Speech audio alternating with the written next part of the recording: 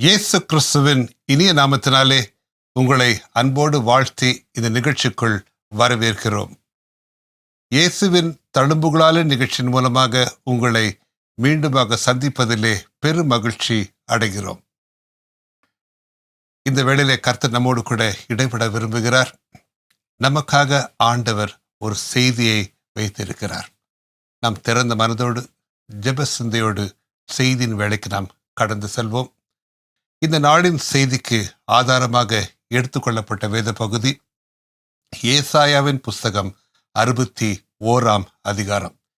ஏசாயா 61 அதிகாரம் இயேசு கிறிஸ்துவுடைய ஊழியத்தை குறித்து, அவர் ஏன் இந்த உலகத்திலே மனிதனாக அனுப்பப்பட்டார் என்கிற காரணத்தை குறித்து தீர்க்க தரிசனமாக எழுதப்பட்ட ஒரு அதிகாரம்.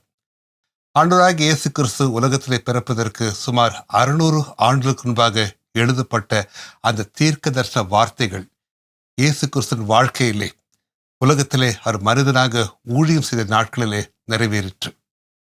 வேதத்திலே வாசிக்கிறோம், ஊழியத்தின் துவக்கத்திலே அவர் ஒரு தேவாலயத்துக்கு சென்றார்.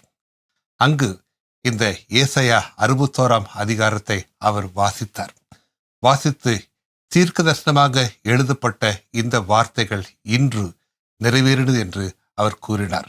ஆம், அன்று நிறைவேறின அதே தீர்க்க தரிசன வார்த்தைகள் இன்றும் நம்மத்திலே தொடர்ந்து நிறைவேறிக் கொண்டிருக்கிறது. அந்த தீர்க்க தரிசன பகுதியிலே ஒரு பகுதியை நான் இந்த வேளையிலே தியானமாக எடுத்து அதை நாம் வாசிக்க விரும்புகிறேன். வாசிக்கிறேன், கேளுங்கள். ஏசாயா 61 அதிகாரத்தின் 2வது வசனத்தின் பிற்பகுதி வாசிக்கிறேன், கேளுங்கள். துயரப்பட்ட அனைவருக்கும் ஆறுதல் செய்யவும், சீயோனிலே துயரப்பட்டவர்களை சீர்படுத்தவும் அவர் என்னை அனுப்பினார். துயரப்பட்ட அனைவருக்கும் ஆறுதல் செய்யவும், சீயோனிலே துயரப்பட்ட அனைவருக்கும் சீர்படுத்தவும் அவர் என்னை அனுப்பினார். இயேசு கிறிஸ்து இந்த உலகத்திற்கு வந்த நோக்கம் துயரப்பட்ட அனைவருக்கும் ஆறுதல் அளிக்க வேண்டும், அவர்கள் வாழ்க்கையை சீர்படுத்த வேண்டும். இந்த நோக்கத்தோடு தான் இயேசு கிறிஸ்து இந்த உலகத்திலே இரட்சகராக, உலகத்தின் பாவத்தை சுமந்து தீர்க்கிறவராக அவர் உலகத்திலே வந்தார். அவர் ஊழியம் செய்த நாட்களிலே ஒரு அன்பின் அழைப்பை இந்த உலகத்தில் மக்களுக்கு கொடுத்தார். வருத்தப்பட்டு பாரம் சுமக்கிறவர்களே, நீங்கள் எல்லாரும் என்னிடத்தில் வாருங்கள், நான் உங்களுக்கு இளைப்பாறுதல் தருவேன். ஆம், ஒரு அன்பின் அழைப்பு, ஒரு இளைப்பாறுதலின் அழைப்பு. வருத்தத்திலும் பாரத்திலும் மூழ்கியுள்ள அத்தனை பேருக்கும் கொடுத்த ஒரு ஆறுதலின் அழைப்பு. அன்று கொடுக்கப்பட்ட அதே அழைப்பு இன்றும் தொடர்ந்து உலகத்துள்ள அத்தனை மக்களுக்கும் ஆண்டவர் கொடுத்து கொண்டே இருக்கிறார். இயேசு கிறிஸ்துவின் அன்பின் கரங்கள், ஆறுதலின் கரங்கள் நம்மை நோக்கி நீட்டப்பட்டிருக்கிறது. நீங்கள் வருத்தப்பட்ட யாராயிருந்தாலும் சரி, சகலருக்கும் ஆறுதலை அளிக்கும்படி, இளைப்பாறுதலை அளிக்கும்படி இயேசுவின் அன்பின் கரங்கள் இந்த வேளையிலே உங்களை நோக்கி நீட்டப்பட்டிருக்கிறது. இங்கு நாம் வாசிக்க கேட்டும், துயரப்பட்ட அனைவருக்கும் ஆறுதல் செய்யவும், சீயோனிலே துயரப்பட்ட அனைவருக்கும் சீர்படுத்தவும் அவர் என்னை அனுப்பினார் என்று அவரை குறித்து கூறப்பட்டுள்ள அந்த தீர்க்க தரிசன வார்த்தைகளை நாம் வாசிக்க கேட்டோம். இந்த உலகத்திலே எங்கு சென்றாலும் துயரத்திலே மூழ்கியிருப்பவர்கள், துக்கத்திலே மூழ்கியிருப்பவர்கள், வேதனையிலே மூழ்கியிருப்பவர்கள் அநேகரை நாம் காணலாம். ஆம், துக்கத்திலும் துயரத்திலும் வருத்தத்திலும் மூழ்கியிருக்கிற மக்களை ஆறுதல் படுத்தும்படியாக ஆண்டவராகிய இயேசு கிறிஸ்து இந்த உலகத்திலே வந்தார். இன்றும் நம்மத்திலே அவர் ஜீவித்துக் கொண்டு வருகிறார். ஒரு அரசியல்வாதி இவ்வாறாக ஒரு பொது மேடையிலே கூறினார்.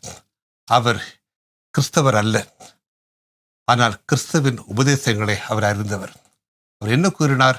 நான் துக்கத்திலே மூழ்கியிருக்கும் பொழுது, சோர்வுற்ற வேளையிலே என்னை ஆறுதல் படுத்துவது இயேசு கிறிஸ்துதான் என்று கூறினார். அவரை குறித்து பாடின ஒரு பாடலை அவர் பாடியும் காட்டினார். சோர்ந்து போகாதே மனமே, சோர்ந்து போகாதே என்று ஒரு பக்தன் பாடின பாடலை பாடி, இந்த பாடலின் மூலமாக இயேசு கிறிஸ்து என்னை ஆறுதல் படுத்துகிறார், என்னை தேற்றுகிறார் என்று அவர் சாட்சியோடு கூறினார். அவர் இயேசு கிறிஸ்துவை ஏற்றுக்கொள்ளாதவர், அவர் ஒரு கிறிஸ்தவர் அல்ல. என்றாலும் கூட இயேசு கிறிஸ்துவின் ஆறுதலை பெற்றவர். இன்றைக்கும் கூட உலகத்திலே அநேகர் உண்டு. இயேசு கிறிஸ்துவின் ஆறுதலை பெற்றவர்கள் அவருடைய வார்த்தையின் மூலமாக, அவருடைய வசனங்கள் மூலமாக, அவரை குறித்து பக்தர்கள் பாடின பாடலின் மூலமாக இயேசு கிறிஸ்துவின் ஆறுதலை பெற்ற மக்கள் அநேகர் உண்டு. ஆனால் இயேசு கிறிஸ்துவையே தங்கள் தெய்வமாக, இரட்சகராக, மீட்பராக, ஆண்டவராக ஏற்றுக்கொண்டவர்கள் வெகு சிலரை. இந்த வேளையிலும் கூட இந்த வசனத்தை நாம் மீண்டுமாக வாசிக்க கேட்போம்.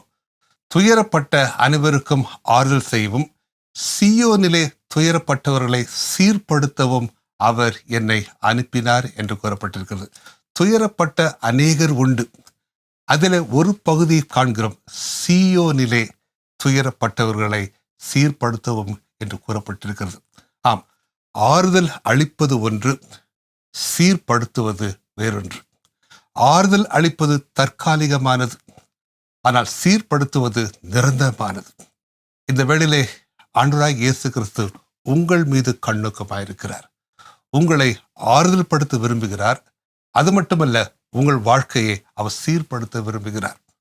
நீங்கள் கடந்து போகும் துக்கத்தின் பாதையை, துயரங்களை, மனவேதனைகளை, சோதனைகளை, தோல்விகளை அறிந்திருக்கிற தேவன் இந்த வேளையிலே உங்களை ஆறுதல் படுத்த விரும்புகிறார். அதோடு மட்டுமல்லாமல் உங்கள் வாழ்க்கையை சீர்படுத்த விரும்புகிறார். உண்மையான ஆறுதலை தருகிறவர் இயேசு கிறிஸ்து மட்டுமே. சகல ஆறுதல்களின் தெய்வம் என்று அவருக்கு ஒரு பெயர் கொடுக்கப்பட்டிருக்கிறது. ஆம், உலகம் கொடுக்கிறது மாதிரி அல்ல. அவர் கொடுக்கிற ஆறுதல், தேறுதல் நிரந்தரமானது. அது நம்மை தேற்றுகிறது. அது மட்டுமல்ல, நம் வாழ்க்கையை சீர்படுத்துகிறது. வேதத்திலே ஒரு சம்பவத்தை குறித்து வாசிக்கிறோம். நாயின் என்கிற ஊரிலே ஒரு விதவை பெண் தன் ஒரே மகன், வாலிப பையனை அவள் மறிக்க கொடுத்தாள். தன்னுடைய வாழ்க்கையின் ஒரே நம்பிக்கையாக இருந்த வாலிப மகன் இறந்து விட்டான். அது நிமித்தம் அவள் துக்கித்தாள். அவளுடைய ஊரை சேர்ந்த அத்தனை பேரும் அவளுக்காக பரிதபித்தார்கள். அந்த மரித்து போன அந்த வாலிபனை அவள் சுமந்து கொண்டு அடக்கம் பண்ணி கொண்டு சென்றார்கள். ஊராரே அவளுக்காக கண்ணீர் சிந்தி அவளை ஆறுதல் படுத்தினார்கள். அந்த சமயத்திலே இயேசு கிறிஸ்து அங்கு வந்தார். ஊரார் கூறின அதே வார்த்தை தான் இயேசுவும் கூறினார், பெண்ணே அழாதே. அதோடு கூட அவர் நின்று விடவில்லை. ஆறுதலான வார்த்தையை கூறினார், அழாதே என்று கூறினார். தொடர்ந்து மரித்து போன அந்த வாலிபனை உயிரோடு எழுப்பினார். ஒரு அற்புதத்தை நிகழ்த்தினார். அந்த பெண்ணின் வாழ்க்கையை சீர்படுத்தினார். ஆறுதலை படுத்தின தேவன் அந்த பெண்ணின் வாழ்க்கையை சீர்படுத்தினார். இன்றைக்கும் அதே இயேசு கிறிஸ்து ஜீவனுள்ள தெய்வமாக நம்மத்திலே அசைவாடி கொண்டிருக்கிறார். உலகம் உங்களை ஆறுதல் படுத்தலாம், ஆனால் இயேசு கிறிஸ்து உங்களை ஆறுதல் படுத்தும் பொழுது ஆறுதல் மட்டும் அல்ல, உங்கள் வாழ்க்கையை சீர்படுத்துகிறார். இங்கு பார்க்கிறோம், ஒரு கூட்ட மக்கள் துயரப்பட்ட அனைவருக்கும் ஆறுதல் செய்யவும், சீயோனிலே துயரப்பட்ட அனைவரையும் சீர்படுத்தவும் அவர் என்னை அனுப்பினார். உங்கள் வாழ்க்கை சீர்படுத்தப்பட வேண்டும் என்றால், ஒழுங்கற்ற உங்கள் வாழ்க்கை அவர் ஒழுங்குபடுத்தி சீர்படுத்த விரும்புகிறார். நாம் செய்ய வேண்டிய காரியம் என்ன? சீயோனிலே காணப்பட வேண்டும். சீயோனிலே துயரப்பட்ட அனைவரையும் அவர் சீர்படுத்துகிறார் என்று வேதம் கூறுகிறது. இந்த நாளிலே உங்கள் வாழ்க்கை சீர்படுத்தப்பட வேண்டும் என்றால் நீங்கள் சீயோனிலே காணப்பட வேண்டும். சீயோனிலே காணப்படுபவர்கள் யார்? வேதம் கூறுகிறது. எடுத்து வாசிப்போம். ஏசாயாவின் புஸ்தகம் 35:10. கர்த்தரால் மீட்கப்பட்டவர்கள் திரும்பி ஆனந்த களிப்புடன் பாடி சீயோனுக்கு வருவார்கள். நித்திய மகிழ்ச்சி அவர்கள் தலையின் மேல் இருக்கும். சந்தோஷமும் மகிழ்ச்சியும் அடைவார்கள். சஞ்சலமும் தவிப்பும் ஓடிப்போம். கர்த்தரால் மீட்கப்பட்டவர்கள் சீயோனிலே காணப்படுவார்கள். அது மட்டுமல்ல, வேதம் சீயோனை குறித்து இன்னொரு காரியத்தை கூறுகிறது. எடுத்து வாசிப்போம். ஏசாயாவின் புஸ்தகம் 30:19. சீயோனை சேர்ந்த ஜனங்கள் எருசலேமில் வாசமாயிருப்பார்கள். இனி நீ அழுது கொண்டிராய். உன் கூப்பிடுதலின் சத்தத்திற்கு அவர் உருக்கமாய் இறங்கி அதை கேட்ட உடனே உனக்கு மறு உத்தரவு அருளுவார். சீயோனை சேர்ந்த ஜனங்கள் என்று ஒரு குறிப்பிட்ட ஜனங்களை குறித்து கூறப்படுகிறது. சீயோனின் ஜனங்கள் எருசலேமிலே காணப்படுவார்கள். எருசலேம் என்பது சமாதானத்திற்கு அடையாளம். நீ சீயோனிலே காணப்படும் பொழுது, கர்த்தரால் மீட்கப்பட்டவராய் சீயோனிலே காணப்படும் பொழுது தேவ சமாதானம் உன்னை ஆட்கொள்ளும். அது மட்டுமல்ல, இனி நீ ஒருபோதும் அழுது கொண்டிராய், உன் ஜெபங்கள் கேட்கப்படும் என்று இங்கு நாம் வாசிக்க கேட்டோம். சீயோன் என்றால் என்ன? வேதம் கூறுகிறது, பரலோகத்திலே காணப்படுகிற ஒரு உன்னதமான ஒரு வாசஸ்தலம். இயேசு கிறிஸ்து யோவான் 14:2 கூறுகிறார், என் பிதாவின் வீட்டிலே அநேக வாசஸ்தலங்கள் உண்டு. எடுத்து வாசிக்கிறேன், கேளுங்கள். என் பிதாவின் வீட்டில் அநேக வாசஸ்தலங்கள் உண்டு. அப்படி இல்லாதிருந்தால் நான் உங்களுக்கு சொல்லி இருப்பேன். ஒரு ஸ்தலத்தை உங்களுக்காக ஆயத்தம் பண்ண போகிறேன். நான் போய் உங்களுக்காக ஸ்தலத்தை ஆயத்தம் பண்ணின பின்பு நான் இருக்கிற இடத்திலே நீங்களும் இருக்கும்படி நான் மறுபடியும் வந்து உங்களை என்னிடத்தில் சேர்த்து கொள்வேன். இங்கு காண்கிறோம், பிதாவின் வீட்டிலே அநேக வாசஸ்தலங்கள் உண்டு. பிதாவின் வீட்டிலே காணப்படும் அநேக வாசஸ்தலங்களிலே உன்னதமான வாசஸ்தலம் சீயோன் வாசஸ்தலம். அந்த சீயோன் வாசஸ்தலத்திலே நாம் காணப்பட வேண்டுமென்றால் நம் கர்த்தரால் மீட்கப்பட்ட ஜனமாக மாற வேண்டும். இயேசு கிறிஸ்துவின் ரட்சிப்பின் அழைப்பு நம்மை நோக்கி நீட்டப்பட்டிருக்கிறது. நீங்கள் படுகிற துயரம், துக்கம், வேதனை, தோல்வி, இத்தனைக்கும் காரணமான உங்கள் பாவங்கள் கழுவப்பட வேண்டும். உங்கள் பாவங்கள் மன்னிக்கப்பட வேண்டும். இயேசு கிறிஸ்து நம் பாவங்களுக்காக, உலகத்தின் பாவங்களுக்காக அவர் சிலுவையிலே மரித்தார். தன் பரிசுத்த ரத்தத்தை சிந்தினார். பரிசுத்த ரத்தத்தால் நாம் கழுவப்பட்டவர்களாக, நம் பாவத்திற்காக மனசாவப்பட்டு நம் மன்னிப்பு கேட்கும் பொழுது ஆண்டவர் நம்மை மன்னித்து தன் பிள்ளைகளாக மீட்டுக் கொள்கிறார். இயேசு கிறிஸ்துவின் ரட்சிப்பை நாம் பெற்றுக்கொள்ளும் பொழுது நாம் மீட்கப்பட்ட ஜனங்களாக சியோனிலே காணப்படுவோம்.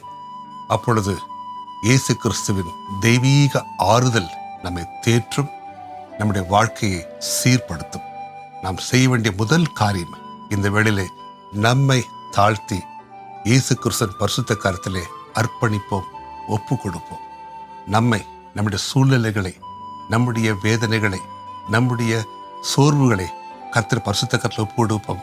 ஆண்டவர் நம்மை ஏற்றுக்கொள்கிறார். நம்மை ஆற்றுவார், தேற்றுவார், நம் வாழ்க்கையை சீர்படுத்துவார். இயேசுவை நோக்கி நாம் பார்ப்போம். எங்களை நேசிக்கிற ஜீவனுள்ள பரம தகப்பனே, நீ சகல ஆறுதல்களின் தேவனாக இருக்கிறபடியால் நன்றி செலுத்துகிறோம். இதோ துக்கத்திலும் துயரத்திலும் வேதனையிலும் மூழ்கியிருக்கும் உம்முடைய பிள்ளைகளை நீ கண்ணோக்கி பாரும். துயரப்பட்ட அனைவருக்கும் ஆறுதல் செய்கிற தேவன், இந்த வேளையிலே இந்த நிகழ்ச்சியை பார்த்து கொண்டிருக்கும் நன்மான பிள்ளைக்கு வேண்டிய ஆறுதலையும் தேறுதலையும் நீ கிருபையாக கட்டளையிடுவீராக. உம்முடைய வாக்கின்படி சியோனிலே துயரப்படுகிற அனைவரையும் சீர்படுத்துவேன் என்று கூறியிருக்கிறீர். இந்த வேளையிலும் கூட அன்பின் பிள்ளைகள் கர்த்தாவே, சியோனிலே காணப்படும் அனுபவத்தை கட்டளையிடுவீராக. உம்மை ஏற்றுக்கொண்டு உம்முடைய பரிசுத்த கரத்திலே தலை ஒப்பு கொடுக்கத்தக்கதாக கிருபை தருவீராக. வருத்தப்பட்டு பாரத்தை சுமக்கும் ஒவ்வொருவருக்கு வேண்டிய இளைப்பாறுதலை கட்டளையிட்டு உம்முடைய பரிசுத்த பாதையிலே வழி நடத்துவீராக. துதி, கனம், மகிமை நீரே எடுத்துக்கொள்ளும். மீட்பர் இயேசு கிறிஸ்துவின் இனிய நாமத்தில் கேட்கிறேன் பரமபிதாவே, ஆமென். கண்ணீரின் பாதையில் நடக்கும் போதெல்லாம் களிப்பான நீரூற்றாய் மாற்றிக்கொள்வார்கள். வல்லமை மேலே வல்லமை கொண்டு சீயோனை காண்பார்கள். ஆமென், சீயோனை காண்பார்கள். ஆறுதலின் தெய்வமே,